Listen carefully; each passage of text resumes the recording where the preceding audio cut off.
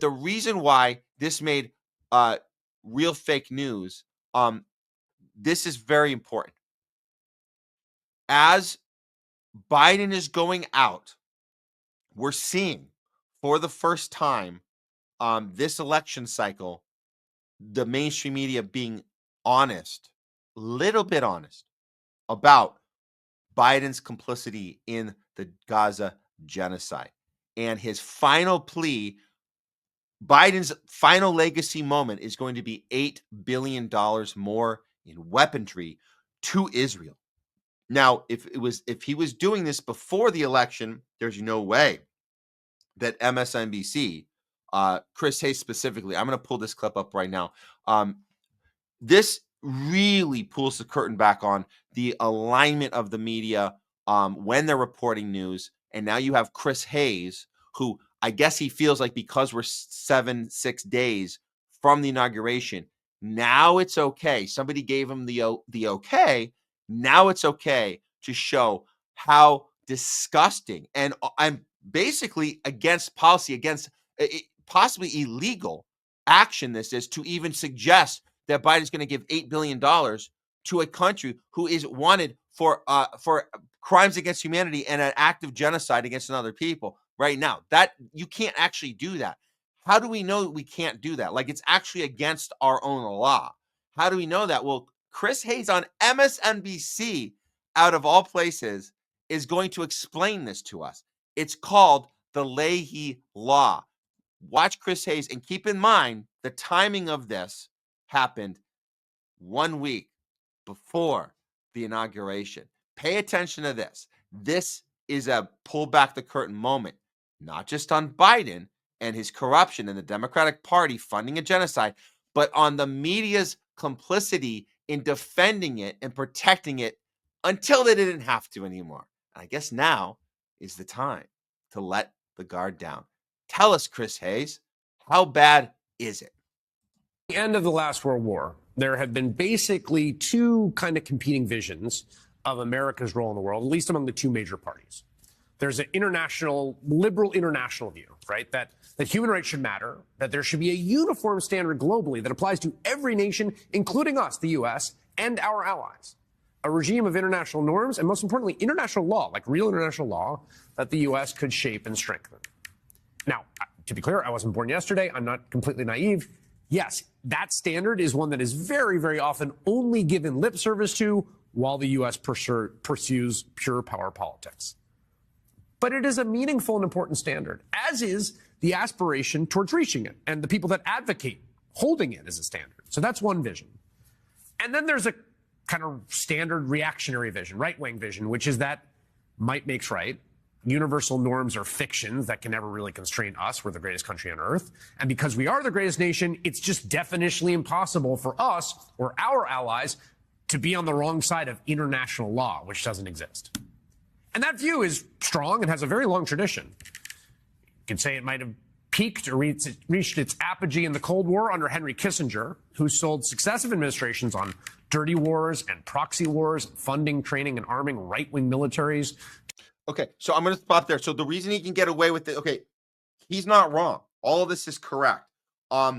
So he's going to tell the story that the right-wing administrations leading up to Nixon were pushing right-wing policy, which was that's the party. The right wing is the party that goes and starts these illegal wars and takes out democratically elected leaders and basically just kind of puts the wrath of the U.S. empire, puts it to work, whereas the Democrats don't do that. So he's going to tell the story as if only one side does it. So he's right about them doing it. But we have to just remember, guys, we know that it's always been both sides doing it. It's just how does the media spin it? So just keep that in mind when he's going. But this he's setting the foundation of then leading in for the kill. So pay attention. This is very important.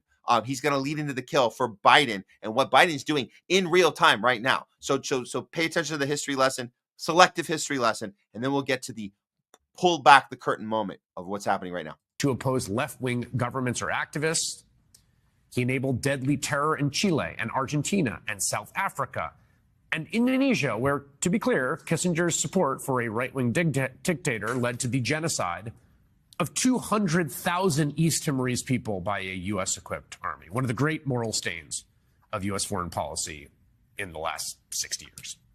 In El Salvador, where U.S.-backed forces fueled a civil war and murdered Catholic bishops, Catholic nuns, and social workers, an outrage that led the Carter administration to suspend military aid to the nation.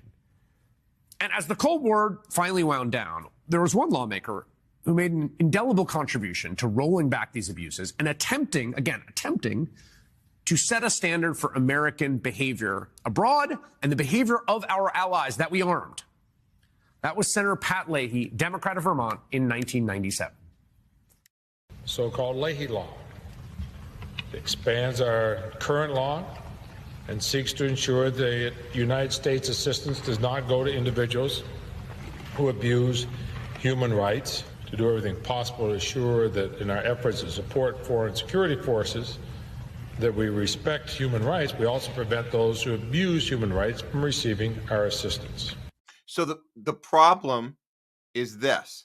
The problem is that there is this exception to this law, which is Israel. And Leahy, as you guys, he was kind of old there. He's still alive today. As Chris Hayes is going to go, I'm gonna cut ahead because I don't want to have to go through this whole thing.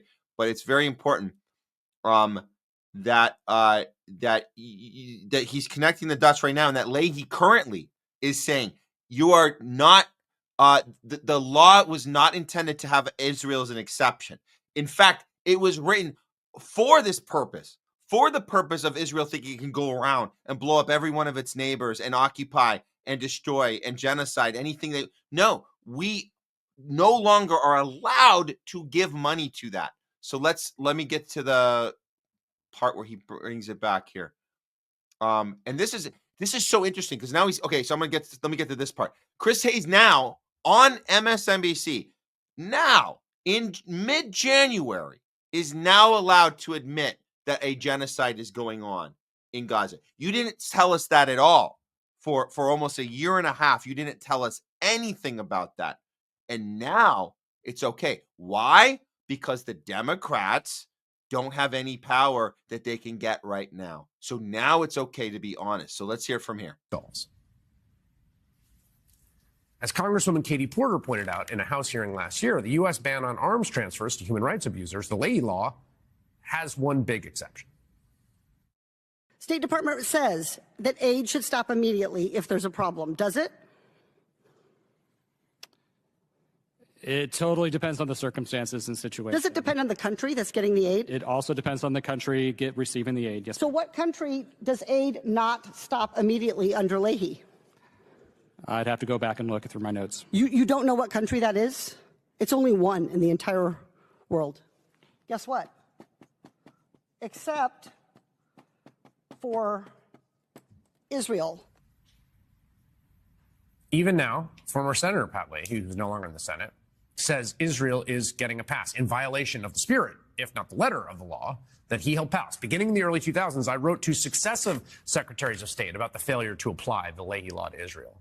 Their responses were either inconclusive or inaccurately claimed the law was being applied to Israel the same as to other countries, which the State Department continues to insist today. So he's saying this entire system's rigged for Israel's benefit. The entire system's rigged. And Chris Hayes is admitting it on MSNBC. I'm still baffled by the fact that he can do this. But again, remember, this is because it's January, 1 week before the inauguration of Trump. He would never be able to report this if for whatever miraculous reason the Kamala won. No effing way could he do that. Now, how is Biden getting away with this plan for $8 billion as his little send-off to a country that is up for war crimes, which is absolutely breaking this Leahy law? And Patrick Leahy is saying this. He's saying this in real time. Well, this quote is from May 20th of last year. So this is very, very recent. This is during the post-October 7th. Again, I cannot get over the fact that MSNBC can do this. And Chris Hayes probably, if you ask Chris Hayes, he would say he can sleep at night.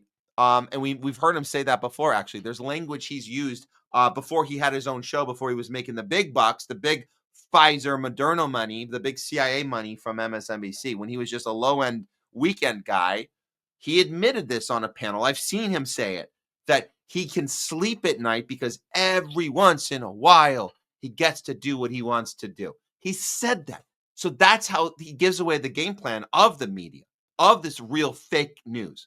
He gets to sleep at night because every once in a while he gets to be truthful and say Biden is going to be committing this horrible act of breaking our own law on his way out as president, who's supporting a war criminal that's wanted for war crimes all over the world. That's his last testament. And he's going to defend it that, the lead-in was that the Democratic Party isn't as bad as the Republican Party. You guys know that's not, they're all bad. But this idea that Biden is uniquely bad for doing this and putting a damper, putting an otherwise clean record Democrats, because you know what isn't in that report isn't anything that Obama or Hillary or Clinton did. We know that list. So to us, it's the same. Whether it's Bush or Cheney, it doesn't matter. It's the same shit. And then Trump's the wild card. Trump is the wild card because because Netanyahu seemingly can't trust the guy because he's just he can be a loose cannon at any time. So that's the best we're gonna get, guys. That's the best we're gonna get. We're gonna get an honest report, 5% of the time, maybe at best. Lets these guys sleep at night. Meanwhile, we have a president coming in a week from now, who at best has been playing both sides. And I guess you can call that 5D chess. I'm not, there's a chance it's that. I know a lot of you guys hope it is. I mean, I hope it is. I just don't, I'm not going to hold my breath on the 5D chess, but that's all we got. That's all we got. And we have us. We have channels like ours and all the people we like to engage with and ask real questions, have real discussions, and not have to be told when it's okay. When it's okay to report on something. When is it okay to say the Democrats are funding a genocide? When is it okay to say the party that told you if you didn't vote for them this election cycle, you are a racist, you're a sexist, you're a misogynist, you're a Latin male voted for Trump, you're a misogynist. Well, Chris Hayes, are you telling us that part? Oh, we were lying to you about that. Maybe you didn't vote for Kamala because this piece of shit who got us into a genocide is still funding it in real time on his way out. It's still happening.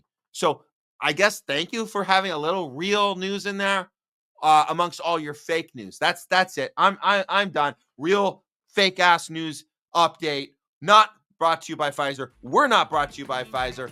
They are. But Chris Hayes, I hope you're able to sleep tonight because you gave us one little bit of truth today. Thank you so much.